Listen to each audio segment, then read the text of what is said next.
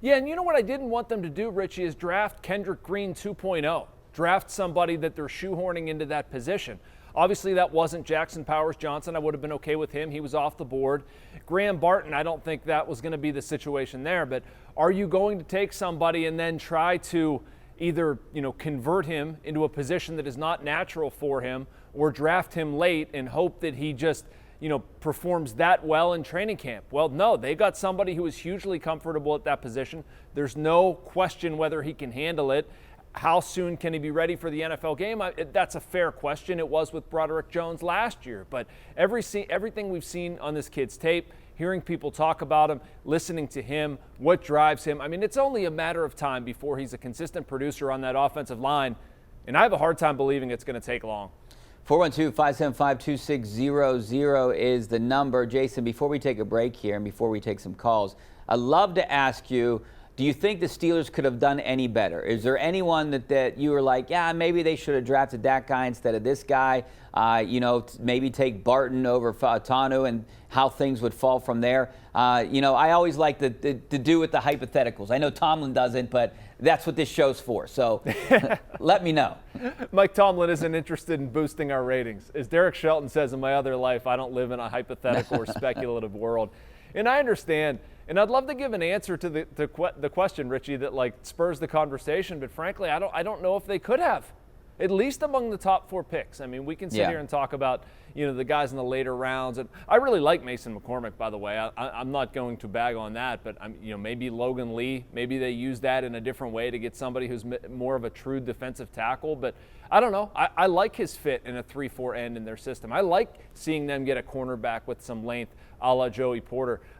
I'm fine taking guys from schools that generally produce NFL talent. They have traits that you can mold. I'm not saying they're all going to work out, but I can't sit here and look at the Steelers draft and be like, yeah, you know what, Peyton Wilson, they really should have let him. Yeah. They got the Bednar winner at the end of the 3rd round. He's been healthy for 2 years. I understand he doesn't have an ACL, but I don't know. I think Hines Ward didn't have an ACL either. He had a pretty good career. They're overrated, Richie. I know. I'm going to donate mine on the street after this. It's okay. That was one of my favorite picks, was the Peyton Wilson pick. But, I was questioning, not really questioning the Frazier pick. I love it now. But A.D. Mitchell was right there, and I wanted the Steelers to get a playmaking wide receiver. But they ended up getting one that I think they really like and I think could be really advantageous to this offense in Roman Wilson. But I really liked A.D. Mitchell, and, he didn't last long. I think he was picked right after the Steelers took Zach Frazier. But they needed Zach Frazier. They need that position. So I think that was a great pick, too. All right, we got to take a break. We're taking your phone calls coming up next. 412-575-2600. Get on the line now.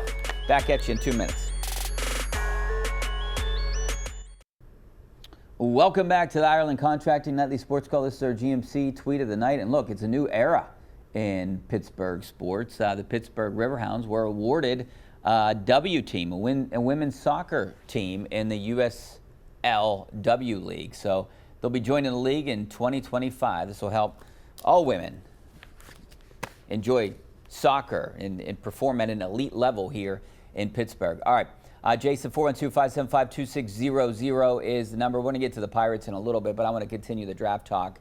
And I did want to ask you, the one theme that I saw with this draft, and I don't know if it was by design, but it seemed like it might have been, a lot of the guys they drafted grew up Steelers fans. Yeah, you draft people that love you. That's a smart strategy. You can tamp down any of the malcontents or the discontent. No, I think it was just a happenstance, I guess. But the Troy Fautanu thing was funny, man. How about, I think you were here for this, Richie, but obviously those watching were not.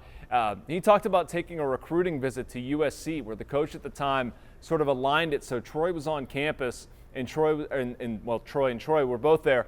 And so Fautanu opens the door, and here's Polamalu. And he didn't know what to say. He was speechless. He said, "This is my GOAT." And somebody asked him, "How did that not work?" And he sort of indicated that he didn't want the spirit of Polamalu or the specter of Polamalu or something. Who knows? But that was a really neat thing. I think it's genuine too.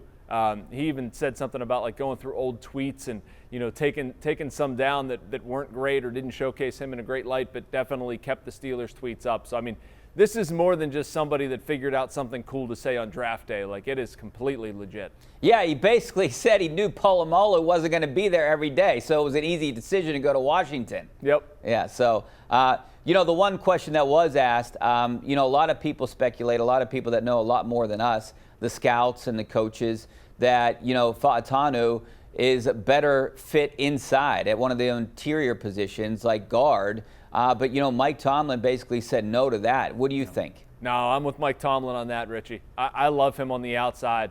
I love him and Broderick Jones on the outside. Some of the stuff this kid was able to do in the running game, getting out in space, blocking for wide receivers, things on tosses, like crackback blocks on tosses. I love his athleticism. I don't see him as an inside type at all. I love what he brings to the running game. I mean, sure, it's great that he's capable to go there, but right now, I'm looking at the Steelers' offensive line. I feel really good about Isaac Seumalo and James Daniels. I understand in a year, maybe that's different, maybe there's a need or whatever, but no, I look at Fautanu and Broderick Jones, and I think they got 2 premium tackles, 2 first-round tackles to protect either Russell Wilson or Justin Fields. I have no interest in moving him inside. If anything, I like what I've seen from Mason McCormick. I think, somebody at basically a FCS program, really played, punched above his weight, and I think can be somebody for them. Yeah, McCormick could basically take over for James Daniels because he'll be an unrestricted free agent after this year. So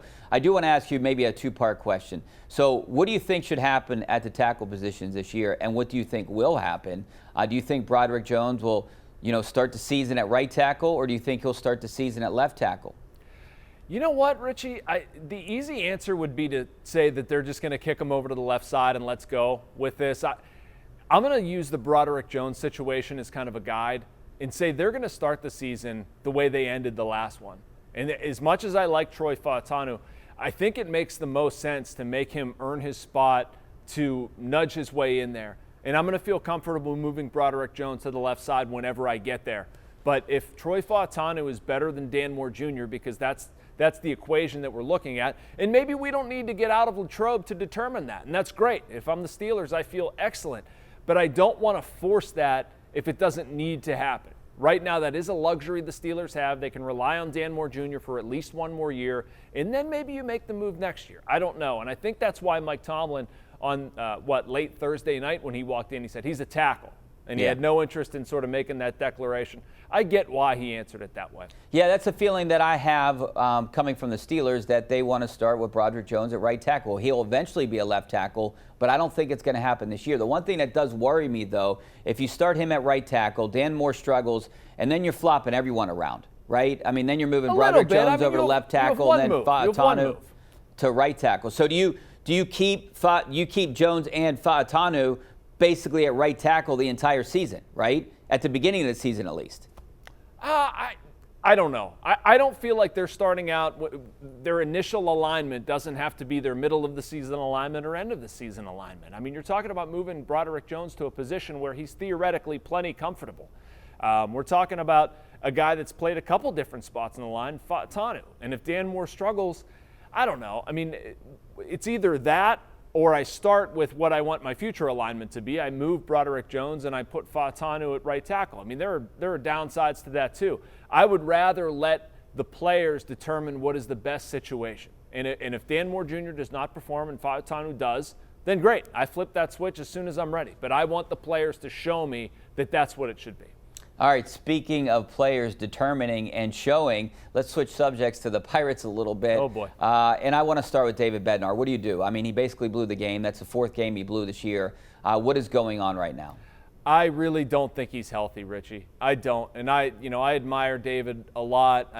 I've gotten to know him. I've covered him. It's not a critical comment of him, the person. It's just I've seen the stuff a lot sharper than it's been lately.